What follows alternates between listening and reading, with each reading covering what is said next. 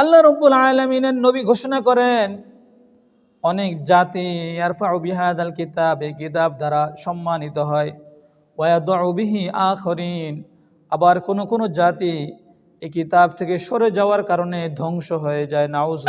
আল্লাহ রাব্বুল আলামিন এই দুনিয়াতে মানুষকে পাঠিয়েছেন আল্লাহ তাআলার প্রতিনিধি হিসেবে, আল্লাহ তাআলার হুকুম পালন করে আল্লাহ তাআলাকে রাজি খুশি করে যাওয়ার জন্য। যারা এরকমভাবে আল্লাহ তাআলাকে না দেখে আল্লাহ তাআলার হুকুম হাকাম পালন করে যেতে পারবে, তারা কামিয়াব, সফল। উলাইকা হুমুল মুফলিহুন, আল্লাহ বলেন তারা হচ্ছে সফল। আর যারা দুনিয়ার মধ্যে আল্লাহ তাআলার হুকুম অনুযায়ী চলতে পারবে না, আল্লাহ তাআলার হুকুম কিছু মানলো তো কিছু মানলো না, আল্লাহ তাআলার হুকুম অনুযায়ী চলার জন্য নিজেদের জীবনকে তৈরি করলো না, এই মানুষগুলো ক্ষতিগ্রস্ত।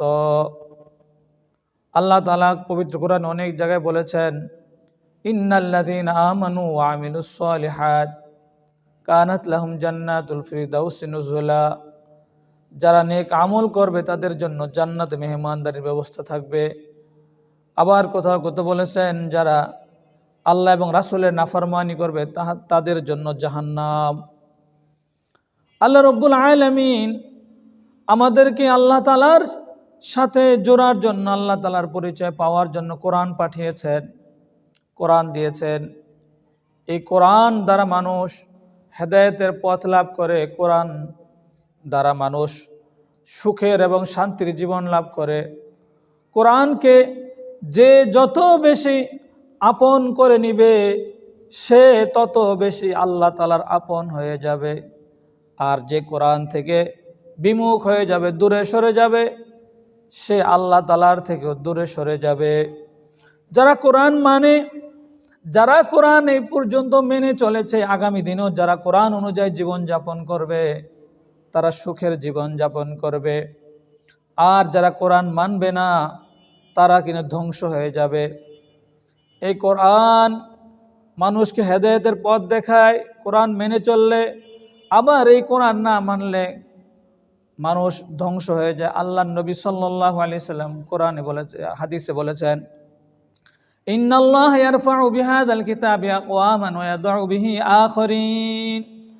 আল্লাহর নবী বলেন, আল্লাহ রাব্বুল আলামিনের নবী ঘোষণা করেন, অনেক জাতি ইয়ারফাউ বিহাদাল কিতাব, এই কিতাব দ্বারা সম্মানিত হয়, ওয়া ইয়াদউ বিহি আখরিন, আবার কোন কোন জাতি এই কিতাব থেকে সরে যাওয়ার কারণে ধ্বংস হয়ে যায়। নাউজুবিল্লাহ।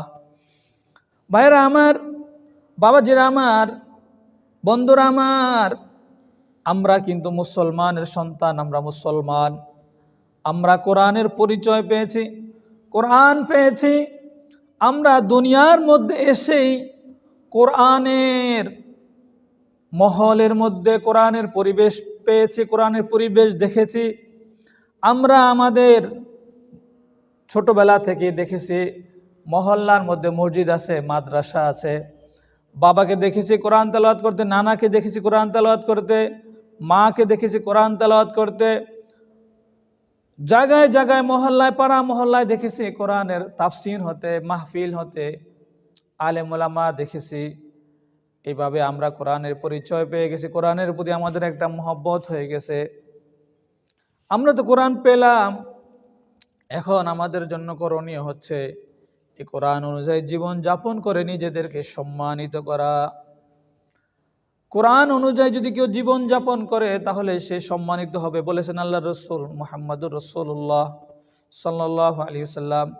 কোরআন মানুষকে সম্মানিত করে, কোরআন মানুষকে ধ্বংস করে।